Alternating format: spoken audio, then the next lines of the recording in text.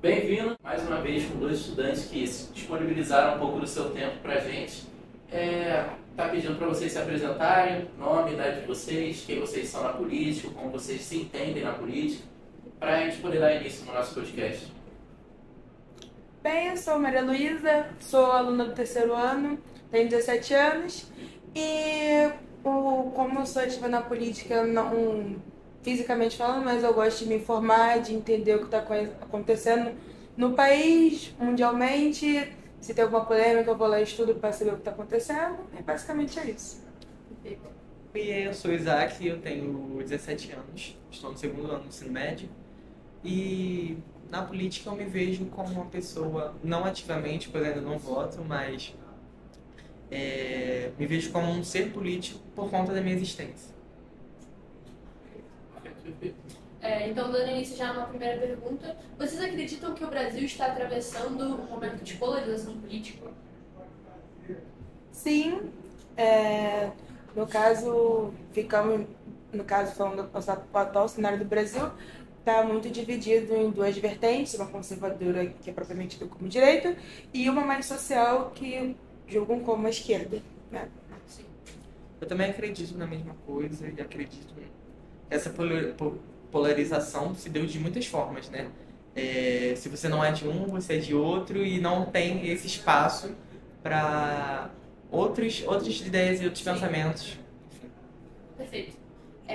Como vocês entendem os conceitos de política e polarização? Então, o que é política para vocês? O que é polarização para vocês? E como vocês perceberam os avanços disso durante o tempo? Quais são as percepções de política de vocês dos últimos anos? E como vocês acham que a polarização se deu, se aumentou, se agravou, tomando como posse que existe uma polarização política no Brasil hoje em dia? Eu acredito que a política, ela antes de tudo, ela é uma ideia. Né? Uma ideia de que o que cada pessoa vive ou o que cada pessoa experimenta que vai formar aquela ideia, aquele ideal que ela tem. Então a política ela é muito relacionada a grupos específicos. Como ela se relaciona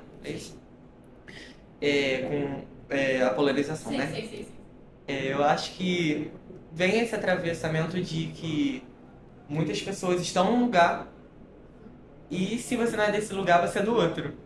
Né, do outro lado. Sim, a questão de conversação de A questão polos. exatamente. De que se você não tem a mesma ideia do que a minha, você é oposta à minha ideia. Não necessariamente. Sim. Mas é visto isso hoje no Brasil. Sim. Só para recapitular que a pergunta foi longa, eu acabo ficando um pouco no esquecimento.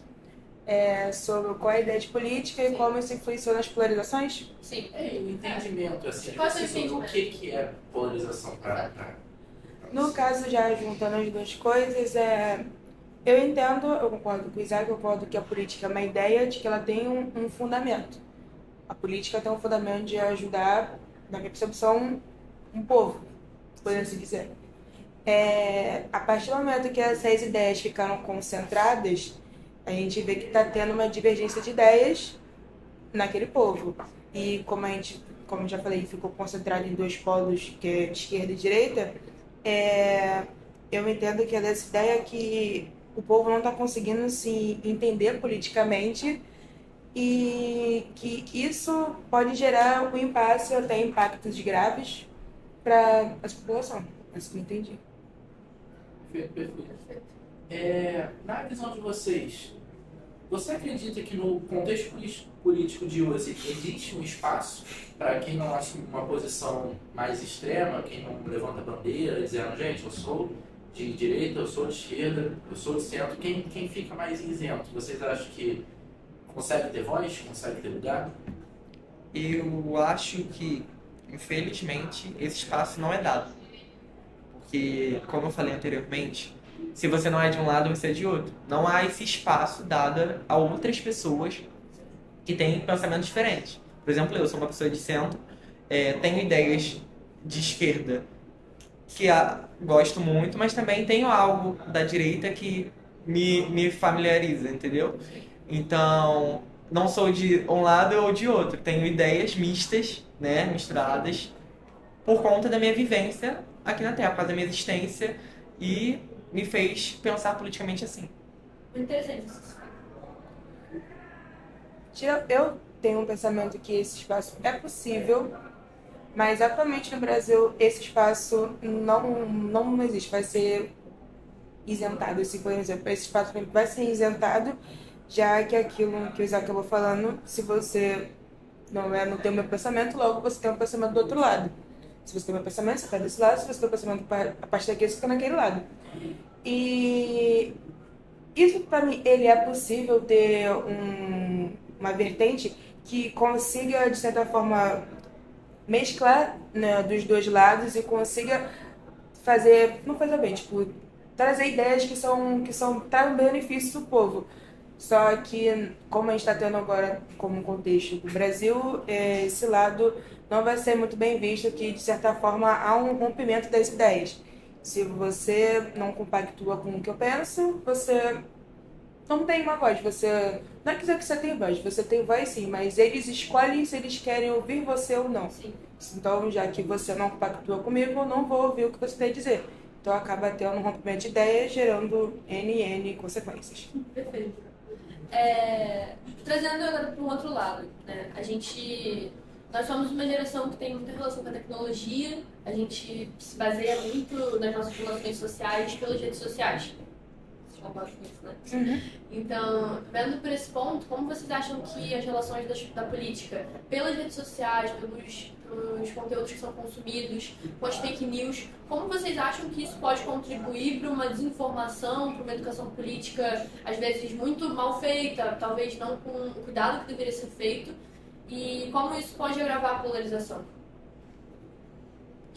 Pode começar. Eu acredito muito que as fake news, elas são ferramentas, vamos dizer assim, para que haja mais polarização, né? Por conta de um grupo cria uma fake news sobre outro grupo e ali eles vão se separando mais, se polarizando mais e não há essa completitude de diversidade política. Também acredito, né, que essas informações incompletas, né, que são passadas, que são um recorte, que não é totalmente a verdade, também pode agravar essa polarização, pois, como eu falei, né, vão julgar o outro grupo e ali vai ter mais polarização e polarização em cadeia, enfim. Perfeito. No meu ponto de vista, concordo com o que o Zé falou,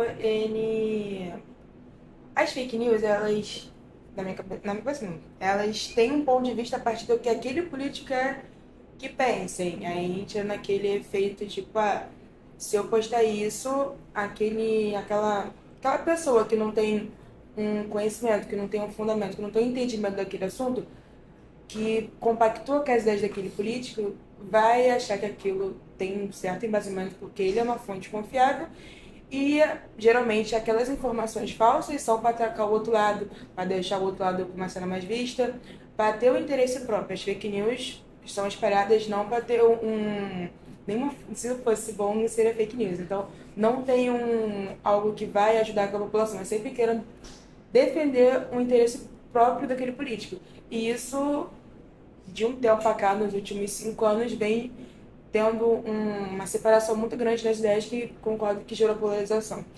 Perfeito.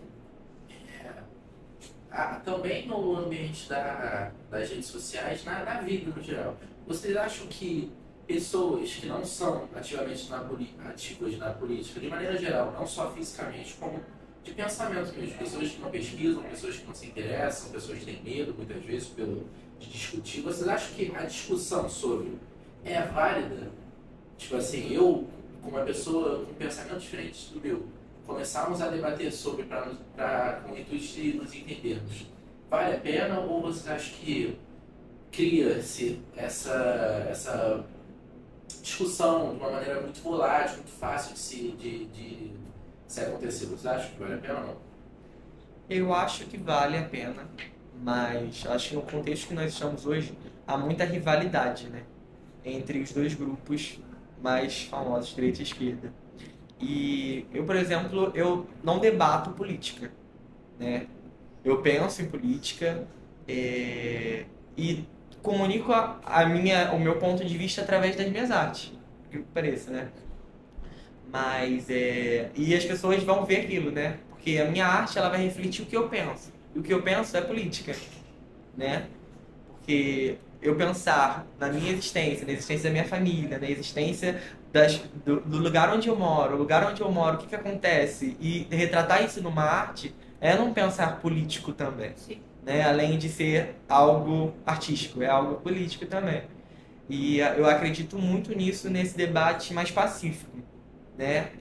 Vou dizer até nas entrelinhas, né? Você levar o seu ponto de vista não escancarado, mas talvez fazer a pessoa pensar. Porque talvez você vai chegar para ela com um ponto e ela não vai querer saber.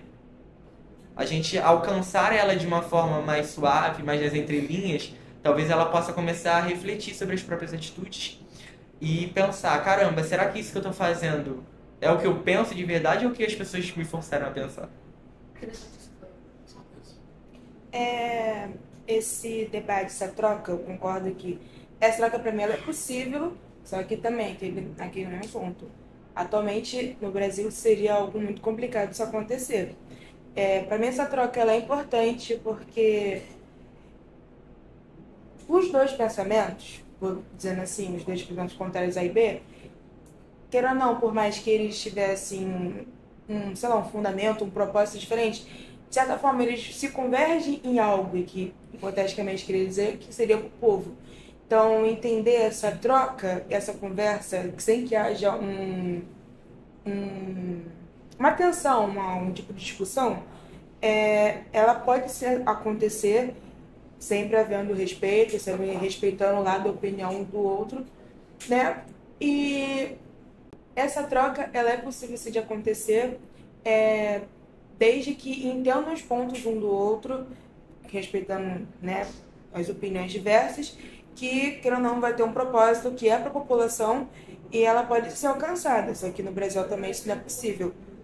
Por exemplo, eu me digo uma pessoa de esquerda, só que quando eu falo que sou de esquerda, associo geralmente ao quê? Você é do PT, você é do PSOL, você é isso, aquilo. Não me prendo a um partido, só que as minhas ideias são de pensamento de esquerda.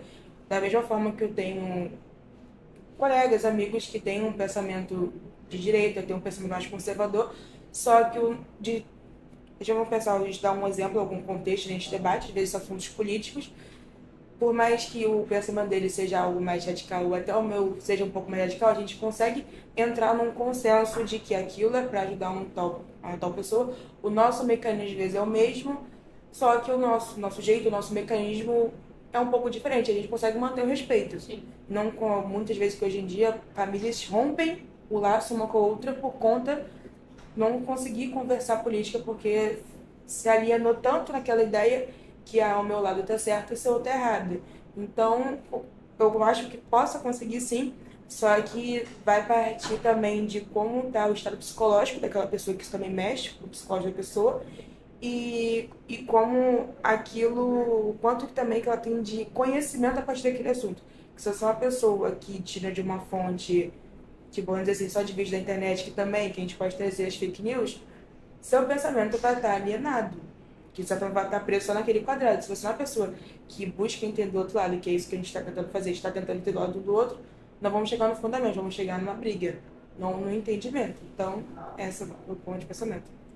Interessante tudo que vocês falaram. Vocês falaram muito do que a gente fala no nosso artigo, até quando a gente fala sobre quando os jovens vão bater. Então, muito obrigada. Eu acho interessante o ponto que o Isaac trouxe sobre a arte dele se expressar, porque assim, a gente pensa que jovens, principalmente, têm que se expressar indo lá votando. Mas isso não necessariamente é a única maneira de se expressar politicamente. Também, claro. Mas essa não é a única maneira, de fato, de se expressar politicamente. Isso daqui, essa conversa, funciona muito bem para isso. Eu acho que isso ajuda também a desmistificar aquela relação que a gente tem de política é uma coisa chata, política não me pertence, política não tem nada a ver comigo, política vai...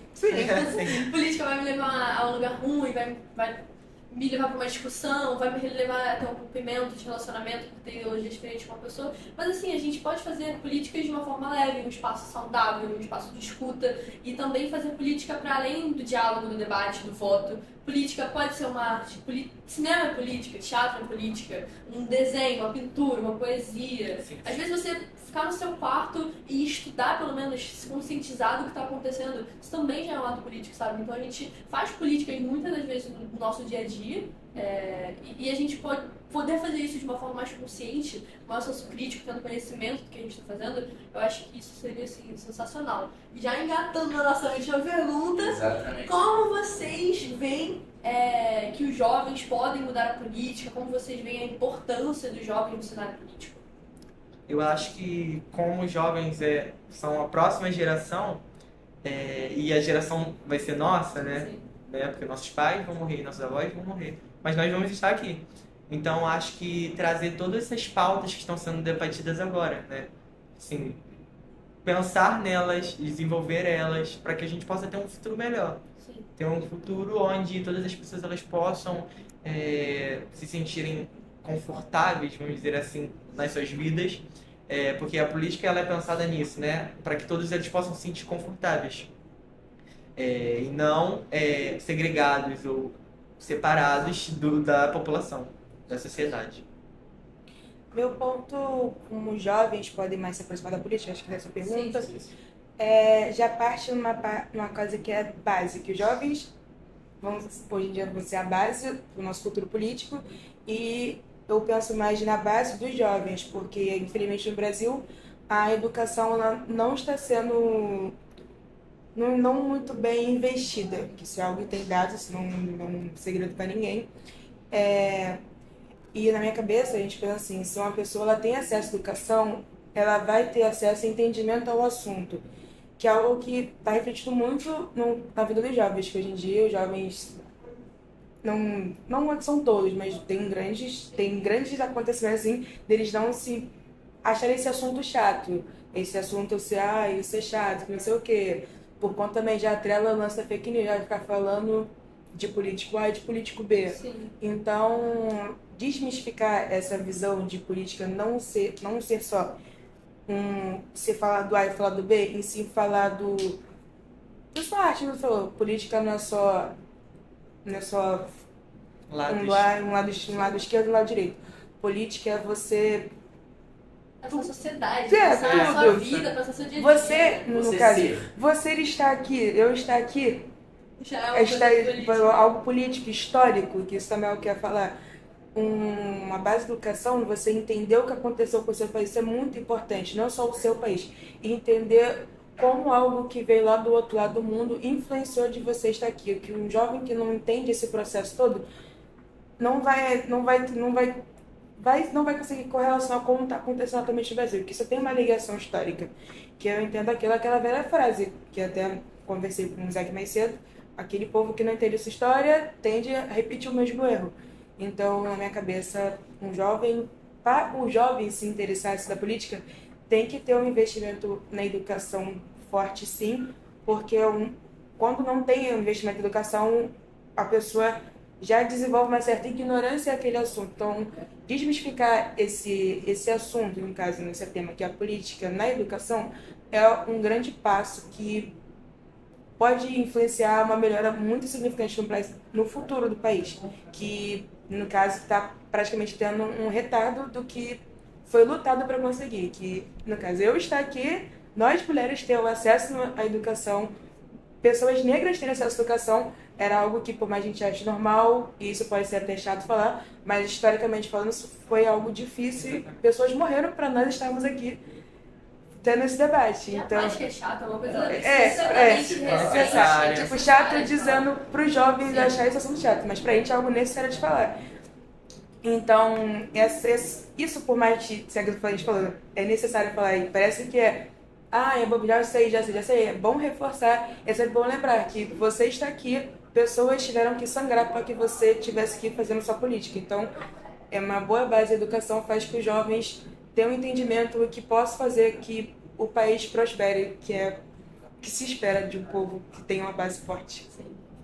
Foram completamente perfeitos. A gente tem um entendimento da nossa base para querer fazer um futuro diferente, não tem como negar a importância. Ótimos pontos que ambos vocês trouxeram. Agradecer aqui o tempo. dado de vocês, né? Sim, verdade. Por esse projeto. Agradecer a participação de vocês, a conversa foi Obrigado muito a vocês. boa. Agradecer ao Brasil que está aqui comigo, que está Muito obrigado também, né? ficando muito tempo juntos. Bem, cansadinho. Então, muito obrigada, gente, por tudo. Tem alguma coisa a mais que vocês Eu que queiram agradeço. dizer? A gente que agradece. Então, perfeito. E agradecer à instituição Finjan SESI Senai, todo esse episódio, todo esse podcast, toda essa movimentação só está sendo possível com a estrutura. Aqui, ó. Tá o nosso porta-copo, ó, é da Finjan SESI Senai, audiovisual, Laranjeiras, essa televisão, essa câmera que tá gravando, esse microfone, tudo aqui. Então, muito obrigada, Finjan, por essa possibilidade. Muito obrigada, galera, mais uma vez. Eu que Fiquem com a agradeço. gente. Até o próximo episódio.